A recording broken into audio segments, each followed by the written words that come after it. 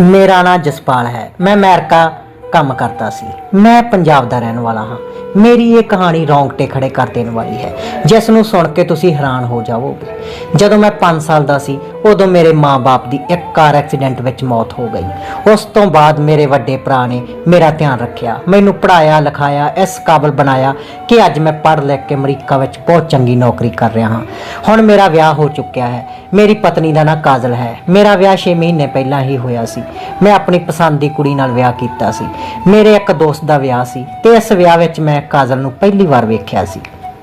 ਉਹ ਘੱਟ ਉਮਰ ਤੇ ਸੁੰਦਰ ਹੋਣ ਦੇ ਨਾਲ-ਨਾਲ ਬਹੁਤ ਹੀ ਸ਼ਰਮੀਲੀ ਕੁੜੀ ਸੀ ਤੇ ਇਸ ਗੱਲ ਨੇ ਮੈਨੂੰ ਉਸ ਦਾ دیਵਾਨਾ ਕਰ ਦਿੱਤਾ ਸੀ। ਮੇਰੇ ਮਾਂ-ਬਾਪ ਤਾਂ ਨਹੀਂ ਸਨ, ਪਰ ਵੱਡਾ ਭਰਾ ਤੇ ਭਾਬੀ ਸੀ। ਜਿਵੇਂ ਹੀ ਮੈਂ ਆਪਣੇ ਭਰਾ ਤੇ ਭਾਬੀ ਨੂੰ ਕਾਜਲ ਬਾਰੇ ਦੱਸਿਆ ਤਾਂ ਮੇਰੀ ਭਾਬੀ ਬਹੁਤ ਖੁਸ਼ ਹੋਈ ਤੇ ਕਹਿਣ ਲੱਗੀ, ਇਹ ਤਾਂ ਬਹੁਤ ਚੰਗੀ ਗੱਲ ਹੈ, ਮੈਨੂੰ ਵੀ ਕਿਸੇ ਦਾ ਸਾਥ ਮਿਲ ਜਾਵੇਗਾ ਤੇ ਤੇਰਾ ਘਰ ਵੀ ਵਸ ਜਾਵੇਗਾ। ਚੱਲ ਚੰਗਾ ਹੈ। ਮੈਂ ਕੁੜੀ ਲੱਭਣ ਤੇ ਝੰਜਟ ਤੋਂ ਵੀ ਬਚ ਗਈ ਤੇ ਮੈਂ ਅਮਰੀਕਾ ਤੋਂ ਕੁਝ ਦਿਨਾਂ ਲਈ ਛੁੱਟੀ ਤੇ ਆਇਆ ਹੋਇਆ ਸੀ, ਕਿਉਂਕਿ ਮੇਰੀ ਨੌਕਰੀ ਬਾਹਰ ਸੀ ਤੇ ਮੈਂ ਸਾਲਾਂ ਤੋਂ ਬਾਹਰ ਕੰਮ ਕਰਿਆ ਕਰਦਾ ਸੀ। ਇਸ ਲਈ ਮੈਂ ਭਾਬੀ ਨੂੰ ਕਿਹਾ ਸੀ ਉਹ ਮੇਰੀ ਝੱਟ ਮੰਗਣੀ ਤੇ ਪੱਟ ਵਿਆਹ ਕਰ ਦੇਣ। ਮੈਂ 2 ਸਾਲਾਂ ਤੋਂ ਪਹਿਲਾਂ ਇੱਥੇ ਦੁਬਾਰਾ ਵਾਪਸ ਨਹੀਂ ਆ ਸਕਾਂਗਾ। ਭਾਬੀ ਰਿਸ਼ਤਾ ਲੈ ਕੇ ਕਾਜਲ ਦੇ ਘਰ ਗਈ। ਕਾਜਲ ਦੇ ਘਰ ਵਾਲੇ ਵੀ ਰਾਜੀ ਹੋ ਗਏ। ਇਸ ਤਰ੍ਹਾਂ ਮਹੀਨੇ ਦੇ ਅੰਦਰ ਅੰਦਰ ਮੇਰਾ ਤੇ ਕਾਜਲ ਦਾ ਵਿਆਹ ਹੋ ਗਿਆ। ਉਹ ਮੇਰੀ ਦੁਲਹਨ ਬਣ ਕੇ ਸਾਡੇ ਘਰ ਚਲੀ ਆਈ। ਵਿਆਹ ਦੀ ਪਹਿਲੀ ਰਾਤ ਸੀ। ਮੈਂ ਕਾਜਲ ਤੇ ਪੂਰੀ ਤਰ੍ਹਾਂ ਨਾਲ ਆਪਣਾ ਹੱਕ ਜਤਾ ਲਿਆ ਸੀ। ਨਾਲ ਹੀ ਨਾਲ ਮੈਂ ਉਸ ਨੂੰ ਵੀ ਦੱਸ ਦਿੱਤਾ ਸੀ ਕਿ ਮੇਰਾ ਵੱਡਾ ਭਰਾ ਮੇਰੇ ਬਾਪ ਦੀ ਜਗ੍ਹਾ ਹੈ ਤੇ ਉਹਨਾਂ ਨੇ ਹਮੇਸ਼ਾ ਹੀ ਮੈਨੂੰ ਆਪਣੀ ਔਲਾਦ ਦੀ ਤਰ੍ਹਾਂ ਸਮਝਿਆ ਹੈ। ਉਹਨਾਂ ਨੇ ਮੇਰੀ ਹਰ ਜ਼ਰੂਰਤ ਨੂੰ, ਹਰ ਜਿੰਦ ਨੂੰ ਪੂਰਾ ਕੀਤਾ ਹੈ। ਇਸ ਲਈ ਉਹ ਹਮੇਸ਼ਾ ਮੇਰੇ ਵੱਡੇ ਭਰਾ ਦੀ ਹਰ ਗੱਲ ਮੰਨੇਗੀ, ਉਹਨਾਂ ਨੂੰ ਸ਼ਿਕਾਇਤ ਦਾ ਮੌਕਾ ਨਹੀਂ ਦੇਵੇਗੀ। ਵਿਆਹ ਦੇ 1 ਮਹੀਨੇ ਬਾਅਦ ਮੇਰੀਆਂ ਛੁੱਟੀਆਂ ਖਤਮ ਹੋਈਆਂ ਤਾਂ ਮੈਂ ਟੁੱਟੇ ਜਿਹੇ ਦਿਲ ਨਾਲ ਉਸ ਨੂੰ ਛੱਡ ਕੇ ਅਮਰੀਕਾ ਚਲਾ ਗਿਆ। ਮੈਨੂੰ ਆਪਣੀ ਪਿਆਰੀ ਪਤਨੀ ਨੂੰ ਛੱਡ ਕੇ ਇਕੱਲੇ ਜ਼ਿੰਦਗੀ ਗੁਜ਼ਾਰਨ ਬਾਰੇ ਸੋਚਣਾ ਵੀ ਇੱਕ ਮੁਸ਼ਕਲ ਅਹਿਸਾਸ ਜਿਹਾ ਲੱਗਦਾ ਸੀ ਤੇ ਮੈਨੂੰ ਇਹ ਸਮਾਂ ਗੁਜ਼ਾਰਨਾ ਸੀ। ਮੈਨੂੰ 2 ਸਾਲ ਦੀ ਜੁਦਾਈ ਨੂੰ ਹਰ ਸੂਰਤ ਵਿੱਚ ਬਰਦਾਸ਼ਤ ਕਰਨਾ ਸੀ। ਮੈਨੂੰ ਅਮਰੀਕਾ ਆਏ ਮਹੀਨਾ ਹੀ ਗੁਜ਼ਰਿਆ ਸੀ। ਉਹ ਜਦੋਂ ਵੀ ਮੇਰੇ ਨਾਲ ਫੋਨ ਤੇ ਗੱਲ ਕਰਦੀ, ਤੜਫ ਤੜਫ ਕੇ ਰੋਣ ਲੱਗਦੀ। ਉਸ ਨੂੰ ਰੋਂਦੀ ਹੋਈ ਆਵਾਜ਼ ਸੁਣ ਕੇ ਮੇਰੀ ਜਾਨ ਨਿਕਲ ਜਾਂਦੀ ਸੀ। ਮੈਂ ਤੁਰੰਤ ਪੁੱਛਿਆ, ਕਾਜਲ ਕੀ ਹੋਇਆ? ਏਦਾਂ ਕਿਉਂ ਰੋ ਰਹੀ ਆ? ਉਹ ਹੌਲੀ ਆਵਾਜ਼ ਵਿੱਚ ਕਹਿੰਦੀ, ਤੁਸੀਂ ਘਰ ਵਾਪਸ ਆ ਜਾਵੋ, ਤੁਹਾਡੇ ਤੋਂ ਬਗੈਰ ਇੱਥੇ ਗੁਜ਼ਾਰਾ ਨਹੀਂ, ਮੇਰਾ ਮਨ ਨਹੀਂ ਲੱਗਦਾ।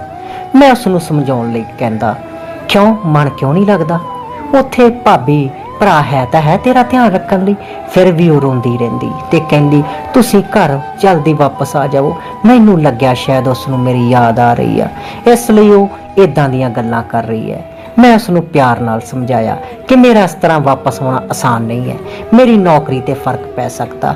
ਉਹ ਮੇਰੇ ਨਾਲ ਦੁਬਾਰਾ ਇਸ ਤਰ੍ਹਾਂ ਦੀ ਗੱਲ ਨਾ ਕਰੇ, ਕਿਉਂਕਿ ਮੇਰੇ ਲਈ ਵੀ ਇਸ ਤਰ੍ਹਾਂ ਉਸ ਤੋਂ ਦੂਰ ਰਹਿ ਕੇ ਵਕਤ ਕੱਟਣਾ ਮੁਸ਼ਕਲ ਹੋ ਜਾਂਦਾ ਹੈ। ਮੇਰੀ ਗੱਲ ਸੁਣ ਕੇ ਉਹ ਚੁੱਪ ਹੋ ਗਈ। ਫਿਰ ਦੁਬਾਰਾ ਉਸਨੇ ਕਦੇ ਵੀ ਵਾਪਸ ਆਉਣ ਦਾ ਜ਼ਿਕਰ ਨਹੀਂ ਕੀਤਾ ਤੇ ਮੈਨੂੰ ਲੱਗਿਆ ਕਿ ਸਭ ਕੁਝ ਠੀਕ ਹੋ ਗਿਆ। ਮੈਨੂੰ ਕਾਜਲ ਤੇ ਘਰ ਦੀ ਬਹੁਤ ਯਾਦ ਆ ਰਹੀ ਸੀ। ਮੈਂ ਸੋਚਿਆ ਕਿ ਕੁਝ ਦਿਨਾਂ ਦੀ ਛੁੱਟੀ ਲੈ ਕੇ ਘਰ ਚਲਾ ਜਾਂਦਾ ਹਾਂ। ਮੈਂ ਆਪਣੇ ਦਫ਼ਤਰ ਵਿੱਚ ਅਰਜ਼ੀ ਲਾਈ। ਮੈਨੂੰ ਛੁੱਟੀਆਂ ਦੀ ਮਨਜ਼ੂਰੀ ਮਿਲ ਗਈ। ਮੈਂ ਸੋਚਿਆ ਕਿ ਫੋਨ ਕਰਕੇ ਨਹੀਂ ਦੱਸਾਂਗਾ, ਮੈਂ ਘਰ ਵਾਪਸ ਆ ਰਿਹਾ ਹਾਂ। ਕਾਜਲ ਨੂੰ ਵੀ ਸਰਪ੍ਰਾਈਜ਼ ਦੇਣਾ ਚਾਹੁੰਦਾ ਸੀ, ਪਰ ਕਾਜਲ ਦੀ ਸ਼ਕਲ ਦੇਖ ਕੇ ਤਾਂ ਮੈਂ ਖੁਦ ਹੀ ਸਰਪ੍ਰਾਈਜ਼ ਹੋ ਗਿਆ ਸੀ। ਉਹ ਇਦਾਂ ਪੇਸ਼ ਆ ਰਹੀ ਸੀ ਜਿਵੇਂ ਉਸ ਨੂੰ ਮੇਰਾ ਆਉਣਾ ਚੰਗਾ ਨਹੀਂ ਲੱਗਿਆ, ਜਾਂ ਫਿਰ ਮੇਰੇ ਹੋਣ ਤੇ ਉਸ ਨੂੰ ਇੱਥੇ ਕੋਈ ਪਰੇਸ਼ਾਨੀ ਹੋਵੇ। ਕਾਜਲ ਦੇ ਚਿਹਰੇ ਦੇ ਅੰਦਾਜ਼ ਬਹੁਤ ਹੀ ਅਜੀਬ ਸੀ। ਭਰਾ ਵੀ ਮੈਨੂੰ ਮਿਲ ਕੇ ਕੁਝ ਇਦਾਂ ਦਾ ਹੀ ਪੇਸ਼ ਆਇਆ ਸੀ। ਭਰਾ ਮੈਨੂੰ ਦੇਖ ਕੇ ਖੁਸ਼ ਵੀ ਨਹੀਂ ਹੋਇਆ, ਬਲਕਿ ਉਹਨਾਂ ਨੇ ਤਾਂ ਮੈਨੂੰ ਸਾਫ਼ ਲਫ਼ਜ਼ਾਂ ਵਿੱਚ ਕਹਿਤਾ ਸੀ ਕਿ ਤੈਨੂੰ ਇਸ ਤਰ੍ਹਾਂ ਹੋਣ ਦੀ ਕੀ ਜ਼ਰੂਰਤ ਸੀ, ਤੇਰੀਆਂ ਛੁੱਟੀਆਂ ਵਿੱਚ ਤਾਂ ਹਲੇ ਬਹੁਤ ਸਮਾਂ ਸੀ। ਮੈਨੂੰ ਤਾਂ ਲੱਗਿਆ ਸੀ ਮੇਰੀ ਪਤਨੀ ਤੇ ਮੇਰਾ ਭਰਾ ਮੈਨੂੰ ਵੇਖ ਕੇ ਬਹੁਤ ਖੁਸ਼ ਹੋਣਗੇ। ਉਹਨਾਂ ਦੇ ਅਜੀਬ ਸਵਾਲਾਂ ਤੇ ਮੈਂ ਬਹੁਤ ਹੈਰਾਨ ਹੋਇਆ ਤੇ ਭਰਾ ਨੂੰ ਕਿਹਾ, ਮੇਰੀ ਸਿਹਤ ਕੁਝ ਠੀਕ ਨਹੀਂ ਸੀ, ਮੈਨੂੰ ਘਰ ਦੀ ਬਹੁਤ ਯਾਦ ਆ ਰਹੀ ਸੀ, ਇਸ ਲਈ ਮੈਂ ਕੁਝ ਦਿਨਾਂ ਲਈ ਵਾਪਸ ਆਇਆ ਹਾਂ। ਮੈਂ ਦੇਖਿਆ ਕਿ ਮੇਰੀ ਭਾਬੀ ਘਰ ਵਿੱਚ ਮੌਜੂਦ ਨਹੀਂ ਸੀ। ਕਾਜਲ ਨੇ ਮੈਨੂੰ ਦੱਸਿਆ ਕਿ ਭਾਬੀ ਦੀ ਸਿਹਤ ਠੀਕ ਨਹੀਂ ਹੈ, ਉਹ ਆਪਣੇ ਪੇਕੇ ਘਰ ਗਈ ਹੋਈ ਹੈ। ਇਹ ਸੁਣ ਕੇ ਮੈਂ ਬਹੁਤ ਪਰੇਸ਼ਾਨ ਹੋ ਗਿਆ ਸੀ। ਮੈਨੂੰ ਭਾਬੀ ਨਾਲ ਬਹੁਤ ਪਿਆਰ ਸੀ। ਮੈਂ ਉਹਨੂੰ ਮਿਲਣ ਦੀ ਗੱਲ ਕੀਤੀ ਤਾਂ ਭਰਾ ਨੇ ਮੈਨੂੰ ਰੋਕ ਲਿਆ ਤੇ ਕਹਿਣ ਲੱਗੇ, ਉਹ ਤੈਨੂੰ ਦੇਖੇਗੀ ਤਾਂ ਇੱਥੇ ਆਉਣ ਦੀ ਜਿੱਦ ਕਰੇਗੀ, ਉਸ ਦੀ ਸਿਹਤ ਬਹੁਤ ਖਰਾਬ ਹੈ, ਉਸ ਨੂੰ ਕੁਝ ਦਿਨ ਆਰਾਮ ਕਰਨ ਦੇ। ਕੁਝ ਦਿਨਾਂ ਬਾਅਦ ਮੈਂ ਉਸ ਨੂੰ ਖੁਦ ਵਾਪਸ ਲੈ ਆਵਾਂਗਾ। ਭਰਾ ਦੀ ਗੱਲ ਸੁਣ ਕੇ ਮੈਂ ਰੁਕ ਗਿਆ। ਕਾਜਲ ਹਰ ਸਮੇਂ ਘਰ ਦੇ ਕੰਮਾਂ ਵਿੱਚ ਲੱਗੀ ਰਹਿੰਦੀ ਸੀ ਤੇ ਜਦੋਂ ਰਾਤ ਨੂੰ ਕਮਰੇ ਵਿੱਚ ਆਈ, ਉਹਦੇ ਅੰਦਾਜ਼ ਉਦਾਂ ਨਹੀਂ ਸਨ ਜਿਵੇਂ ਦੀ ਮੈਂ ਉਮੀਦ ਕਰ ਰਿਹਾ ਸੀ। ਉਸ ਸਮੇਂ ਬਾਅਦ ਮੈਂ ਉਸ ਕੋਲ ਵਾਪਸ ਆਇਆ ਸੀ ਤੇ ਉਹ ਬਿਲਕੁਲ ਨਾਰਮਲ ਹੀ ਪੇਸ਼ ਆ ਰਹੀ ਸੀ। ਨਾ ਹੀ ਉਸ ਦੇ ਅੰਦਰ ਜਜ਼ਬਾਤ ਦੀ ਕੋਈ ਤੜਫ ਸੀ ਤੇ ਨਾ ਹੀ ਮਿਲਣ ਦੀ ਇੱਛਾ। ਉਹ ਮੇਰੇ ਕੋਲ ਆ ਕੇ ਅੱਖਾਂ ਬੰਦ ਕਰਕੇ ਲੇਟ ਗਈ, ਜਿਵੇਂ ਕਿ ਉਹ ਸੌਣਾ ਚਾਹੁੰਦੀ ਹੈ। ਸ਼ਾਇਦ ਉਹ ਮੇਰੇ ਨਾਲ ਕਿਸੇ ਗੱਲ ਤੇ ਨਾਰਾਜ਼ ਹੋਵੇ ਤੇ ਇਸ ਲਈ ਮੈਂ ਉਸ ਨੂੰ ਮਨਾਉਣ ਲਈ ਉਸ ਵੱਲ ਹੱਥ ਵਧਾਇਆ, ਪਰ ਉਸਨੇ ਤਾਂ ਬਹੁਤ ਆਸਾਨੀ ਨਾਲ ਮੇਰਾ ਹੱਥ ਪਰੇ ਕਰ ਦਿੱਤਾ। ਇਹ ਕਹਿਣ ਲੱਗੀ, ਮੈਂ ਬਹੁਤ ਥੱਕ ਗਈ ਹਾਂ, ਮੈਨੂੰ ਸੌਣ ਦਿਓ। ਇਹ ਕਹਿ ਕੇ ਉਸਨੇ ਕਮਰੇ ਦੀ ਲਾਈਟ ਬੰਦ ਕਰ ਦਿੱਤੀ। ਮੇਰੇ ਸਾਰੇ ਅਰਮਾਨ ਮਿੱਟੀ ਵਿੱਚ ਮਿਲ ਗਏ। ਮੈਂ ਖਾਮੋਸ਼ ਰਹਿ ਗਿਆ। ਜਿਸ ਔਰਤ ਲਈ ਮੈਂ ਆਪਣੀ ਨੌਕਰੀ ਖਤਰੇ ਵਿੱਚ ਪਾ ਕੇ ਵਾਪਸ ਆਇਆ ਸੀ, ਉਸ ਨੂੰ ਤਾਂ ਮੇਰੀ ਪਰਵਾਹ ਹੀ ਨਹੀਂ ਸੀ। ਜਿਸ ਅੰਦਾਜ਼ ਨਾਲ ਉਸਨੇ ਮੇਰੇ ਹੱਥ ਪਰੇ ਕੀਤਾ ਸੀ, ਮੇਰੀ ਦਿਲ ਨੂੰ ਤਕਲੀਫ ਪਹੁੰਚੀ ਸੀ। ਇਸ ਲਈ ਮੈਂ ਖੁਦ ਨੂੰ ਉਸ ਤੋਂ ਮੂੰਹ ਫੇਰ ਲਿਆ ਤੇ ਸੌਂ ਗਿਆ। ਪਰ ਅੱਧੀ ਰਾਤ ਨੂੰ ਮੈਂ ਇਵੇਂ ਮਹਿਸੂਸ ਕੀਤਾ ਜਿਵੇਂ ਕਾਜਲ ਬਿਸਤਰ ਤੋਂ ਉੱਠ ਕੇ ਬਾਹਰ ਚਲੀ ਗਈ ਹੋਵੇ। ਕਮਰੇ ਦੇ ਵਿੱਚ ਹੀ ਬਾਥਰੂਮ ਸੀ, ਫਿਰ ਉਹ ਬਾਹਰ ਕਿੱਥੇ ਗਈ ਸੀ ਮੈਨੂੰ ਸਮਝ ਨਹੀਂ ਸੀ ਆਇਆ। ਫਿਰ ਖਿਆਲ ਆਇਆ, ਐਵੇਂ ਤਾਂ ਨਹੀਂ ਕਿ ਉਹ ਮੇਰੇ ਨਾਲ ਜ਼ਿਆਦਾ ਨਾਰਾਜ਼ ਹੋਵੇ ਇਸ ਲਈ ਕਮਰੇ ਤੋਂ ਬਾਹਰ ਨਿਕਲ ਗਈ ਹੋਵੇ। ਮੈਂ ਵੀ ਤਾਂ ਜਾਣਬੁੱਝ ਕੇ ਕਿੰਨੇ ਦਿਨਾਂ ਤੱਕ ਉਸ ਤੋਂ ਦੂਰੀ ਬਣਾ ਕੇ ਰੱਖੀ ਸੀ। ਮੈਂ ਵੀ ਉਸ ਦੇ ਪਿੱਛੇ ਕਮਰੇ ਤੋਂ ਬਾਹਰ ਨਿਕਲਿਆ ਤਾਂ ਉਹ ਮੈਨੂੰ ਭਰਾ ਦੇ ਕਮਰੇ ਵਿੱਚ ਜਾਂਦੀ ਦਿਖਾਈ ਦਿੱਤੀ। ਰਾਤ ਨੂੰ ਇਸ ਸਮੇਂ ਭਰਾ ਦੇ ਕਮਰੇ ਵਿੱਚ ਉਸ ਦਾ ਕੀ ਕੰਮ ਸੀ ਜਦੋਂ ਕਿ ਭਾਬੀ ਵੀ ਘਰ ਨਹੀਂ ਸੀ। ਮੈਂ ਸੋਚ ਵਿੱਚ ਪੈ ਗਿਆ। ਮੈਨੂੰ ਆਪਣੇ ਭਰਾ ਤੇ ਕਾਜਲ ਦੋਵਾਂ ਤੇ ਬਹੁਤ ਭਰੋਸਾ ਸੀ, ਇਸ ਲਈ ਮੇਰੇ ਦਿਲ ਵਿੱਚ ਇੱਕ ਵਾਰ ਵੀ ਉਹਨਾਂ ਦੇ ਖਿਲਾਫ ਕੋਈ ਗੱਲ ਨਹੀਂ ਆਈ ਤੇ ਮੈਂ ਭਰਾ ਦੇ ਕਮਰੇ ਵੱਲ ਵਧਿਆ ਕਿ ਸ਼ਾਇਦ ਉਹ ਕਿਸੇ ਕੰਮ ਕਰਕੇ ਉੱਥੇ ਗਈ ਹੈ। ਪਰ ਕਮਰੇ ਦੇ ਦਰਵਾਜ਼ੇ ਤੇ ਪਹੁੰਚਦਿਆਂ ਹੀ ਇਦਾਂ ਲੱਗ ਰਿਹਾ ਸੀ ਜਿਵੇਂ ਮੇਰੇ ਪੈਰ ਜੰਜੀਰ ਨਾਲ ਬੰਨੇ ਗਏ ਹੋਣ। ਕਮਰੇ ਵਿੱਚੋਂ ਆ ਰਹੀਆਂ ਆਵਾਜ਼ਾਂ ਨੇ ਮੈਨੂੰ ਹਿਲਾ ਕੇ ਰੱਖ ਦਿੱਤਾ। ਮੈਂ ਸੋਚ ਵੀ ਨਹੀਂ ਸੀ ਸਕਦਾ ਕਿ ਮੇਰੀ ਪਤਨੀ ਮੇਰੇ ਪਿੱਛੇ ਇੰਨੀਆਂ ਘਟੀਆਂ ਹਰਕਤਾਂ ਵੀ ਕਰ ਸਕਦੀ ਹੈ। ਮੈਂ ਚਾਹੁੰਦਾ ਤਾਂ ਉਸ ਸਮੇਂ ਕਮਰੇ ਅੰਦਰ ਜਾ ਕੇ ਕਾਜਲ ਤੇ ਆਪਣੇ ਭਰਾ ਨੂੰ ਰੰਗੇ ਹੱਥੀਂ ਫੜ ਲੈਂਦਾ, ਪਰ ਇਦਾਂ ਕਰਨ ਨਾਲ ਹਰ ਰਿਸ਼ਤੇ ਤੋਂ ਵਿਸ਼ਵਾਸ ਟੁੱਟ ਜਾਂਦਾ। ਇਸ ਲਈ ਮੈਂ ਸਬਰ ਤੋਂ ਕੰਮ ਲਿਆ। ਇਹ ਸੋਚਿਆ ਸੀ ਕਿ ਮੈਂ ਕਾਜਲ ਨੂੰ ਮੂੰਹ ਤੋਂ ਸਾਰਾ ਸੱਚ ਜਾਣ ਕੇ ਰਹਾਂਗਾ। ਅਖੀਰ ਉਸਨੇ ਮੈਨੂੰ ਛੱਡ ਕੇ ਅੱਧੀ ਰਾਤ ਨੂੰ ਮੇਰੇ ਭਰਾ ਦੇ ਕਮਰੇ ਵਿੱਚ ਜਾਣਾ ਕਿਉਂ ਜ਼ਰੂਰੀ ਸਮਝਿਆ। ਮੈਂ ਵਾਪਸ ਆਪਣੇ ਕਮਰੇ ਵਿੱਚ ਜਾ ਕੇ ਬੈਠ ਗਿਆ ਤੇ ਕੁਝ ਦੇਰ ਬਾਅਦ ਜਦੋਂ ਕਾਜਲ ਵਾਪਸ ਆਈ ਤਾਂ ਮੈਨੂੰ ਜਾਗਦਾ ਹੋਇਆ ਦੇਖ ਕੇ ਉਸਦੇ ਚਿਹਰੇ ਦਾ ਰੰਗ ਉੱਡ ਗਿਆ। ਮੈਂ ਉਸ ਨੂੰ ਪੁੱਛਿਆ ਕਿ ਕਿੱਥੇ ਗਈ ਸੀ ਤਾਂ ਉਹ ਘਬਰਾ ਕੇ ਕਹਿਣ ਲੱਗੀ, ਮੈਂ ਤਾਜ਼ਾ ਹਵਾ ਲੈਣ ਉੱਪਰ ਛੱਤ ਤੱਕ ਗਈ ਸੀ। ਉਸ ਦੇ ਝੂਠ ਨੇ ਮੇਰਾ ਸ਼ੱਕ ਯਕੀਨ ਵਿੱਚ ਬਦਲ ਦਿੱਤਾ, ਕਿਉਂਕਿ ਮੈਂ ਜਾਣ ਗਿਆ ਸੀ ਕਿ ਉਹ ਮੇਰੀਆਂ ਅੱਖਾਂ ਵਿੱਚ ਧੂੜ ਝੋਕ ਰਹੀ ਹੈ। ਪਰ ਮੇਰਾ ਭਰਾ ਇਦਾਂ ਕਿਵੇਂ ਕਰ ਸਕਦਾ ਸੀ? ਉਹ ਤਾਂ ਮੇਰਾ ਸਕਾ ਭਰਾ ਸੀ, ਜਿਸ ਨੂੰ ਮੈਂ ਆਪਣੇ ਬਾਪ ਦਾ ਦਰਜਾ ਦੇ ਰੱਖਿਆ ਸੀ ਤੇ ਮੇਰਾ ਆਪਣੀ ਪਤਨੀ ਨੂੰ ਬਹੁਤ ਪਿਆਰ ਕਰਦਾ ਸੀ। ਉਹ ਕਦੇ ਆਪਣੀ ਪਤਨੀ ਨੂੰ ਧੋਖਾ ਨਹੀਂ ਸੀ ਦੇ ਸਕਦਾ। ਤੇ ਫਿਰ ਅੱਧੀ ਰਾਤ ਨੂੰ ਮੇਰੀ ਪਤਨੀ ਤੇ ਉਹਨਾਂ ਵਿਚਾਲੇ ਕੀ ਚੱਲ ਰਿਹਾ ਸੀ? ਮੇਰੀ ਭਾਬੀ ਆਪਣੇ ਮਾਂ-ਬਾਪ ਦੇ ਘਰ ਕਿਉਂ ਗਈ ਹੋਈ ਸੀ? ਭਾਬੀ ਨੂੰ ਕਦੇ ਵੀ ਆਪਣੇ ਮਾਂ-ਬਾਪ ਦੇ ਘਰ ਰਹਿੰਦੇ ਹੋਏ ਨਹੀਂ ਸੀ ਦੇਖਿਆ। ਮੇਰੇ ਅੰਦਰ ਇੱਕ ਤੂਫਾਨ ਚੱਲ ਰਿਹਾ ਸੀ ਤੇ ਇਸ ਤੂਫਾਨ ਨੂੰ ਇਸ ਸਮੇਂ ਹੀ ਬੰਦ ਕਰਾਉਣਾ ਸੀ। ਜਦੋਂ ਤੱਕ ਸੱਚਾਈ ਪੂਰੀ ਤਰ੍ਹਾਂ ਖੁੱਲ੍ਹ ਕੇ ਮੇਰੇ ਸਾਹਮਣੇ ਨਾ ਆ ਜਾਂਦੀ, ਮੈਂ ਪੂਰੇ 3 ਮਹੀਨੇ ਇੱਥੇ ਹੀ ਸੀ ਤੇ ਉਹਨਾਂ 3 ਮਹੀਨਿਆਂ ਵਿੱਚ ਮੇਰੇ ਪਿੱਛੇ ਇੱਥੇ ਹੀ ਕੁਝ ਹੋਇਆ ਸੀ। ਇਹ ਸਭ ਕੁਝ ਦੇਖਦੇ ਦੇਖਦੇ ਮੈਨੂੰ 15 ਦਿਨ ਗੁਜ਼ਰ ਗਏ। ਮੈਨੂੰ ਇਹ ਸਭ ਕੁਝ ਜਾਣਨਾ ਸੀ, ਪਰ ਉਸ ਤੋਂ ਪਹਿਲਾਂ ਮੈਨੂੰ ਆਪਣੀ ਪਤਨੀ ਨੂੰ ਆਪਣੇ ਭਰਾ ਦੇ ਕਮਰੇ ਵਿੱਚ ਜਾਣ ਤੋਂ ਰੋਕਣਾ ਸੀ। ਅਗਲੇ ਹੀ ਦਿਨ ਮੇਰੀ ਪਤਨੀ ਸ਼ੀਸ਼ੇ ਦੇ ਸਾਹਮਣੇ ਖੜੀ ਹੋ ਕੇ ਤਿਆਰ ਹੋ ਰਹੀ ਸੀ ਤੇ ਮੈਂ ਬਿਸਤਰ ਤੇ ਲੇਟ ਕੇ ਉਸ ਨੂੰ ਆਪਣੀਆਂ ਅੱਖਾਂ ਨਾਲ ਦੇਖ ਰਿਹਾ ਸੀ। ਮੈਂ ਉਸ ਦੀ ਨਜ਼ਰ ਵਿੱਚ ਸੋਇਆ ਹੋਇਆ ਸੀ, ਪਰ ਹਕੀਕਤ ਵਿੱਚ ਮੈਂ ਜਾਗ ਰਿਹਾ ਸੀ। ਰਾਤ ਨੂੰ ਇਸ ਸਮੇਂ ਆਪਣੀ ਪਤਨੀ ਨੂੰ ਤਿਆਰ ਹੁੰਦਾ ਵੇਖ ਮੈਨੂੰ ਬਿਲਕੁਲ ਵੀ ਖੁਸ਼ੀ ਨਹੀਂ ਸੀ ਹੋ ਰਹੀ, ਕਿਉਂਕਿ ਮੇਰੀ ਪਤਨੀ ਮੇਰੇ ਲਈ ਤਿਆਰ ਨਹੀਂ ਸੀ ਹੋ ਰਹੀ, ਬਲਕਿ ਉਸ ਦੀ ਇਸ ਤਿਆਰੀ ਤਾਂ ਮੇਰੇ ਵੱਡੇ ਭਰਾ ਲਈ ਸੀ। ਮੇਰਾ ਉਹ ਵੱਡਾ ਭਰਾ ਜਿਸ ਨੂੰ ਮੈਂ ਆਪਣੇ ਬਾਪ ਦਾ ਦਰਜਾ ਦੇ ਰੱਖਿਆ ਸੀ। ਮੇਰੀ ਪਤਨੀ ਅੱਧੀ ਰਾਤ ਨੂੰ ਉਸ ਦੇ ਕਮਰੇ ਵਿੱਚ ਜਾਇਆ ਕਰਦੀ ਸੀ ਤੇ ਮੈਂ ਇਸ ਗੱਲ ਚੰਗੇ ਤਰੀਕੇ ਨਾਲ ਜਾਣਦਾ ਸੀ ਉੱਥੇ ਕੀ ਹੁੰਦਾ। ਹਮੇਸ਼ਾ ਦੀ ਤਰ੍ਹਾਂ ਇਸ ਰਾਤ ਵੀ ਮੇਰਾ ਦਿਲ ਕਰ ਰਿਹਾ ਸੀ ਕਿ ਮੈਂ ਉੱਠ ਕੇ ਆਪਣੀ ਪਤਨੀ ਦਾ ਹੱਥ ਫੜ ਲਵਾਂ ਤੇ ਉਸ ਨੂੰ ਆਪਣੇ ਵੱਡੇ ਭਰਾ ਦੇ ਕਮਰੇ ਵਿੱਚ ਜਾਣ ਤੋਂ ਰੋਕ ਲਵਾਂ, ਪਰ ਮੈਂ ਮਜਬੂਰ ਸੀ। ਮੇਰੇ ਕੋਲ ਉਸ ਤੋਂ ਸਿਵਾਏ ਹੋਰ ਕੋਈ ਰਸਤਾ ਨਹੀਂ ਸੀ। ਮੈਂ ਆਪਣੀ ਪਤਨੀ ਨੂੰ ਆਪਣੇ ਵੱਡੇ ਭਰਾ ਕੋਲ ਜਾਂਦਾ ਹੋਇਆ ਦੇਖਾਂ, ਕਿਉਂਕਿ ਉਸ ਨੂੰ ਰੋਕਣ ਦਾ ਅੰਜਾਮ ਬਹੁਤ ਭਿਆਨਕ ਹੋਣ ਵਾਲਾ ਸੀ। ਮੇਰੀ ਪਤਨੀ ਕਾਜਲ ਦੀ ਉਮਰ ਸਿਰਫ 20 ਸਾਲ ਦੀ ਸੀ। ਉਹ ਜਵਾਨ ਤੇ ਖੂਬਸੂਰਤ ਵੀ ਸੀ, ਪਰ ਉਸ ਦੇ ਬਾਵਜੂਦ ਵੀ ਕਾਜਲ ਮੇਰੇ ਹੱਥਾਂ ਤੋਂ ਬਾਹਰ ਸੀ, ਕਿਉਂਕਿ ਇਹਨਾਂ ਰਾਤਾਂ ਵਿੱਚੋਂ ਇੱਕ ਰਾਤ ਵੀ ਇਦਾਂ ਦੀ ਨਹੀਂ ਸੀ ਆਈ ਜੋ ਉਸਨੇ ਮੇਰੇ ਨਾਲ ਗੁਜ਼ਾਰੀ ਹੋਵੇ। ਮੈਂ ਹਰ ਰਾਤ ਉਸ ਨੂੰ ਪਾਉਣ ਦੀ ਹਸਰਤ ਲਈ ਬਿਸਤਰ ਤੇ ਪਿਆ ਰਹਿੰਦਾ ਤੇ ਉਹ ਮੈਨੂੰ ਨਜ਼ਰਅੰਦਾਜ਼ ਕਰਕੇ ਕਮਰੇ ਤੋਂ ਬਾਹਰ ਚਲੀ ਜਾਂਦੀ। ਮੇਰਾ ਭਰਾ ਉਸ ਨਾਲ ਕਿੱਦਾਂ ਦਾ ਸਲੂਕ ਕਿਉਂ ਕਰਦਾ ਸੀ, ਪਰ ਉਹ ਵਾਪਸ ਨਹੀਂ ਸੀ ਆਉਂਦੀ। ਅੱਜ ਵੀ ਜਿਸ ਤਰ੍ਹਾਂ ਉਹ ਤਿਆਰ ਹੋਈ ਸੀ, ਮੇਰੀ ਨਜ਼ਰ ਉਸ ਦੀ ਸੁੰਦਰਤਾ ਨੂੰ ਨਹੀਂ ਸੀ ਦੇਖ ਰਹੀ। ਫਿਰ ਉਹ ਖਾਮੋਸ਼ੀ ਨਾਲ ਕਮਰੇ ਤੋਂ ਬਾਹਰ ਚਲੀ ਗਈ। ਥੋੜੀ ਦੇਰ ਬਾਅਦ ਅਜੀਬੋ-ਗਰੀਬ ਆਵਾਜ਼ਾਂ ਦਾ ਸਿਲਸਿਲਾ ਸ਼ੁਰੂ ਹੋ ਗਿਆ ਤੇ ਮੈਂ ਬਸ ਬਿਸਤਰ ਤੇ ਲਾਚਾਰਾਂ ਦੀ ਤਰ੍ਹਾਂ ਪਿਆ ਰਿਹਾ। ਪਰ ਮੈਂ ਚੰਗੇ ਤਰੀਕੇ ਨਾਲ ਜਾਣਦਾ ਸੀ ਕਿ ਮੇਰੇ ਭਰਾ ਦੇ ਕਮਰੇ ਵਿੱਚ ਕੀ ਚੱਲ ਰਿਹਾ ਹੈ ਤੇ ਮੇਰੀ ਪਤਨੀ ਸਵੇਰੇ ਕਿਸ ਹਾਲ ਵਿੱਚ ਵਾਪਸ ਆਵੇਗੀ। ਦਿਲ ਤਾਂ ਚਾਹੁੰਦਾ ਸੀ ਕਿ ਮੈਂ ਆਪਣੇ ਭਰਾ ਦੇ ਕਮਰੇ ਵਿੱਚ ਜਾਵਾਂ ਤੇ ਹੱਥ ਫੜ ਕੇ ਆਪਣੀ ਪਤਨੀ ਨੂੰ ਉੱਥੋਂ ਵਾਪਸ ਲੈ ਆਵਾਂ, ਪਰ ਮੈਂ ਮਜਬੂਰ ਸੀ। ਜੇ ਮੈਂ ਏਦਾਂ ਕਰਦਾ ਤਾਂ ਹਮੇਸ਼ਾ ਲਈ ਆਪਣੀ ਪਤਨੀ ਨੂੰ ਖੋ ਦਿੰਦਾ ਤੇ ਮੈਂ ਕਾਜਲ ਨੂੰ ਹਰਗਿਜ਼ ਖੋਣਾ ਨਹੀਂ ਸੀ ਚਾਹੁੰਦਾ। ਮੈਂ ਉਸ ਨੂੰ ਬਹੁਤ ਪਿਆਰ ਕਰਦਾ ਸੀ, ਇਸ ਲਈ ਮੈਂ ਅਮਰੀਕਾ ਦੀ ਇੰਨੀ ਚੰਗੀ ਨੌਕਰੀ ਛੱਡ ਕੇ ਵਾਪਸ ਆਇਆ ਸੀ। ਪਰ ਮੈਨੂੰ ਕੀ ਪਤਾ ਸੀ ਕਿ ਮੇਰੇ ਪਿੱਛੇ ਇੱਥੇ ਕੀ ਹੋ ਚੁੱਕਿਆ ਸੀ। ਇਹ ਰਾਜ਼ ਮੇਰੇ ਤੇ ਤਾਂ ਖੁੱਲਿਆ ਜਦੋਂ ਮੈਂ ਆਪਣੀ ਪਤਨੀ ਨੂੰ ਪਿਆਰ ਵਿੱਚ ਸਭ ਕੁਝ ਛੱਡ ਕੇ ਵਾਪਸ ਆ ਗਿਆ। ਇੱਥੇ ਆਉਣ ਤੋਂ ਬਾਅਦ ਮੈਨੂੰ ਪਤਾ ਚੱਲਿਆ ਕਿ ਮੇਰੀ ਪਤਨੀ ਤਾਂ ਮੇਰੇ ਵੱਡੇ ਭਰਾ ਦੀ ਗੁਲਾਮ ਬਣ ਚੁੱਕੀ ਹੈ। ਮੇਰੀ ਤਾਂ ਦੁਨੀਆ ਹੀ ਖਤਮ ਹੋ ਗਈ ਸੀ। ਸ਼ੁਰੂ ਵਿੱਚ ਤਾਂ ਮੈਨੂੰ ਇਸ ਗੱਲ ਤੇ ਯਕੀਨ ਨਹੀਂ ਸੀ ਹੁੰਦਾ ਕਿ ਮੇਰੀ ਪਤਨੀ ਹਰ ਰਾਤ ਮੈਨੂੰ ਛੱਡ ਕੇ ਮੇਰੇ ਭਰਾ ਦੇ ਕਮਰੇ ਵਿੱਚ ਚਲੀ ਜਾਂਦੀ ਹੈ। ਪਰ ਜਿਵੇਂ ਮੈਨੂੰ ਪਤਾ ਚੱਲਿਆ ਉੱਥੇ ਸਾਰੀ ਰਾਤ ਉਹਨਾਂ ਵਿੱਚ ਕੀ ਹੁੰਦਾ, ਇੱਕ ਪਤਨੀ ਹੋਣ ਦੇ ਨਾਤੇ, ਇੱਕ ਪਤੀ ਹੋਣ ਦੇ ਨਾਤੇ ਮੇਰੀ ਬਰਦਾਸ਼ਤ ਤੋਂ ਬਾਹਰ ਸੀ। ਪਰ ਫਿਰ ਵੀ ਮੈਂ ਸਭ ਕੁਝ ਬਰਦਾਸ਼ਤ ਕਰਨ ਲਈ ਮਜਬੂਰ ਸੀ। ਮੇਰੀ ਪਤਨੀ ਨੂੰ ਕਮਰੇ ਵਿੱਚ ਗਏ ਅੱਧਾ ਘੰਟਾ ਵੀ ਨਹੀਂ ਸੀ ਹੋਇਆ ਕਿ ਮੇਰੇ ਵੱਡੇ ਭਰਾ ਦੇ ਕਮਰੇ 'ਚੋਂ ਆਵਾਜ਼ ਆਉਣ ਲੱਗੀ। ਆਪਣੀ ਪਤਨੀ ਏਦਾਂ ਦੀਆਂ ਆਵਾਜ਼ਾਂ ਸੁਣ ਕੇ ਮੇਰੀਆਂ ਅੱਖਾਂ ਵਿੱਚੋਂ ਹੰਝੂ ਆਉਣ ਲੱਗੇ। ਇਹ ਮੇਰੀ ਇੱਜ਼ਤ ਤੇ ਇੱਕ ਲਾਂਤ ਸੀ। ਮੈਂ ਆਪਣੀ ਪਤਨੀ ਨੂੰ ਹਰ ਰੋਜ਼ ਕਿਸ ਤਰ੍ਹਾਂ ਕਮਰੇ ਵਿੱਚ ਜਾਂਦਾ ਦੇਖ ਰਿਹਾ ਸੀ, ਪਰ ਕੁਝ ਕਰ ਨਹੀਂ ਸੀ ਸਕਦਾ। ਮੈਂ ਸਬਰ ਦਾ ਘੁੱਟ ਪੀ ਲਿਆ ਸੀ।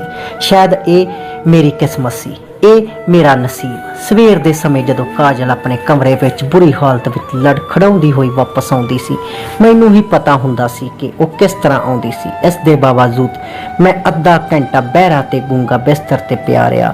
ਫਿਰ ਉਹ ਖਾਮੋਸ਼ੀ ਨਾਲ ਮੇਰੇ ਕੋਲ ਆ ਗਈ, ਜਿਵੇਂ ਰਾਤ ਨੂੰ ਕਮਰੇ ਤੋਂ ਬਾਹਰ ਹੀ ਨਾ ਗਈ ਹੋਵੇ। ਤੇ ਮੈਂ ਵੀ ਆਪਣੀ ਜਗ੍ਹਾ ਅਣਜਾਣ ਬਣ ਗਿਆ ਸੀ ਤਾਂ ਕਿ ਮੈਂ ਆਪਣੇ ਰਿਸ਼ਤਿਆਂ ਨੂੰ ਬਚਾ ਸਕਾਂ, ਕਿਉਂਕਿ ਇਸ ਰਿਸ਼ਤੇ ਨੂੰ ਖਤਮ ਕਰਨਾ ਮੇਰੇ ਹੱਥ ਵਿੱਚ ਨਹੀਂ ਸੀ। ਫਿਲਹਾਲ ਮੇਰੇ ਕੋਲ ਨੌਕਰੀ ਵੀ ਨਹੀਂ ਸੀ, ਕਿਉਂਕਿ ਮੈਂ ਹੁਣ ਸਭ ਕੁਝ ਛੱਡ ਕੇ ਅਮਰੀਕਾ ਤੋਂ ਵਾਪਸ ਆਇਆ ਸੀ। ਇਸ ਲਈ ਅੱਧੇ ਦਿਨ ਬਾਅਦ ਬਿਸਤਰ ਤੋਂ ਨਿਕਲਿਆ। ਕਾਜਲ ਮੇਰੇ ਤੋਂ ਪਹਿਲਾਂ ਉੱਠ ਕੇ ਘਰ ਦੇ ਕੰਮਾਂ ਵਿੱਚ ਲੱਗ ਗਈ ਸੀ ਤੇ ਨਾ ਉਹ ਮੇਰੇ ਨਾਲ ਨਜ਼ਰ ਮਿਲਾਉਂਦੀ ਸੀ ਤੇ ਨਾ ਹੀ ਉਹ ਕਿਸੇ ਤਰ੍ਹਾਂ ਦੀ ਗੱਲ ਮੇਰੇ ਨਾਲ ਕਰਦੀ ਸੀ ਤੇ ਨਾ ਮੈਂ। ਪਤਾ ਨਹੀਂ ਇਹ ਕਿਵੇਂ ਦਾ ਅਜੀਬ ਸਿਲਸਿਲਾ ਸੀ ਜੋ ਸਾਡੇ ਦੋਨਾਂ ਵਿਚਾਲੇ ਪਿਛਲੇ ਕਈ ਦਿਨਾਂ ਤੋਂ ਚੱਲ ਰਿਹਾ ਸੀ। ਮੈਂ ਖੁਦ ਨੂੰ ਤੇ ਕਾਜਲ ਨੂੰ ਇਸ ਦਲਦਲ ਚੋਂ ਬਾਹਰ ਕੱਢਣਾ ਚਾਹੁੰਦਾ ਸੀ, ਕਿਉਂਕਿ ਹੁਣ ਇਸ ਤਰ੍ਹਾਂ ਦੀ ਜ਼ਿੰਦਗੀ ਗੁਜ਼ਾਰਨਾ ਮੇਰੇ ਲਈ ਮੁਸ਼ਕਲ ਹੋ ਚੁੱਕਿਆ ਸੀ। ਮੈਂ ਸੱਚਾਈ ਦਾ ਪਤਾ ਲਗਾਉਣਾ ਚਾਹੁੰਦਾ ਸੀ ਕਿ ਮੇਰੇ ਪਿੱਛੇ ਇੱਥੇ ਕੀ ਕੁਝ ਹੋਇਆ ਹੈ। ਉਸ ਤੋਂ ਪਹਿਲਾਂ ਆਪਣੀ ਪਤਨੀ ਨੂੰ ਆਪਣੇ ਭਰਾ ਦੇ ਕਮਰੇ ਵਿੱਚ ਜਾਣ ਤੋਂ ਰੋਕਣਾ ਸੀ। ਇਸ ਲਈ ਅਗਲੀ ਰਾਤ ਮੈਂ ਸੌਣ ਦੀ ਬਜਾਏ ਜਾਗਣ ਦਾ ਫੈਸਲਾ ਕੀਤਾ। ਰਾਤ ਦੇ 2 ਵੱਜ ਰਹੇ ਸੀ। ਮੈਂ ਟੀਵੀ ਦੇਖ ਰਿਹਾ ਸੀ। ਕਾਜਲ ਬਿਨਾਂ ਪਾਣੀ ਦੀ ਮਛਲੀ ਦੀ ਤਰ੍ਹਾਂ ਬੇਚੈਨ ਹੋ ਕੇ ਤੜਫ ਰਹੀ ਸੀ। ਜਦੋਂ ਕੁਝ ਸਮਾਂ ਹੋਰ ਗੁਜ਼ਰਿਆ ਤਾਂ ਉਹ ਗੁੱਸੇ ਵਿੱਚ ਆ ਗਈ ਤੇ ਕਹਿਣ ਲੱਗੀ, ਕਦੋਂ ਤੱਕ ਜਾਗੋਗੇ? ਬਹੁਤ ਰਾਤ ਹੋ ਗਈ ਹੈ, ਟੀਵੀ ਬੰਦ ਕਰੋ ਤੇ ਲਾਈਟ ਬੰਦ ਕਰਕੇ ਸੌ ਜਾਵੋ। ਤਾਂ ਮੈਂ ਕੋਈ ਜਵਾਬ ਨਾ ਦਿੱਤਾ। ਉਸ ਨੇ ਅੱਗੇ ਵਧ ਕੇ ਖੁਦ ਹੀ ਟੀਵੀ ਲਾਈਟ ਬੰਦ ਕਰ ਦਿੱਤੀ। ਮਜਬੂਰ ਨੂੰ ਅੱਖਾਂ ਬੰਦ ਕਰਕੇ ਬਿਸਤਰ ਤੇ ਲੈਟ ਗਈ। ਮੈਂ ਵੀ ਖਾਮੋਸ਼ ਬਰਾਬਰ ਸੌਂ ਗਿਆ। ਕੁਝ ਸਮੇਂ ਬਾਅਦ ਉਸ ਨੂੰ ਲੱਗਿਆ ਕਿ ਮੈਂ ਸੌਂ ਗਿਆ ਹਾਂ। ਉਹ ਪਿਛਲੀ ਰਾਤ ਦੀ ਤਰ੍ਹਾਂ ਫਿਰ ਤੋਂ ਤਿਆਰ ਹੋ ਕੇ ਕਮਰੇ ਤੋਂ ਬਾਹਰ ਨਿਕਲ ਗਈ ਤੇ ਮੇਰੇ ਦਿਲ ਨੂੰ ਅੱਗ ਲੱਗ ਗਈ। ਉਸ ਦੇ ਜਾਂਦੇ ਮੈਂ ਕਮਰੇ ਤੋਂ ਬਾਹਰ ਨਿਕਲਿਆ ਤੇ ਦੇਖਿਆ ਉਹ ਭਰਾ ਦੇ ਕਮਰੇ ਵਿੱਚ ਚਲੀ ਗਈ ਸੀ ਤੇ ਦਰਵਾਜ਼ਾ ਅੰਦਰ ਤੋਂ ਬੰਦ ਕਰ ਲਿਆ ਸੀ। ਮੈਂ ਫੌਰਨ ਸਟੂਲ ਤੇ ਖੜਾ ਹੋਇਆ ਤੇ ਰੋਸ਼ਨਦਾਨ ਤੇ ਚੜਿਆ ਤੇ ਅੰਦਰ ਝਾਕ ਕੇ ਦੇਖਿਆ ਤਾਂ ਅੰਦਰ ਦਾ ਨਜ਼ਾਰਾ ਦੇਖ ਕੇ ਮੇਰੇ ਤਾਂ ਹੋਸ਼ ਹੀ ਉੱਡ ਗਏ।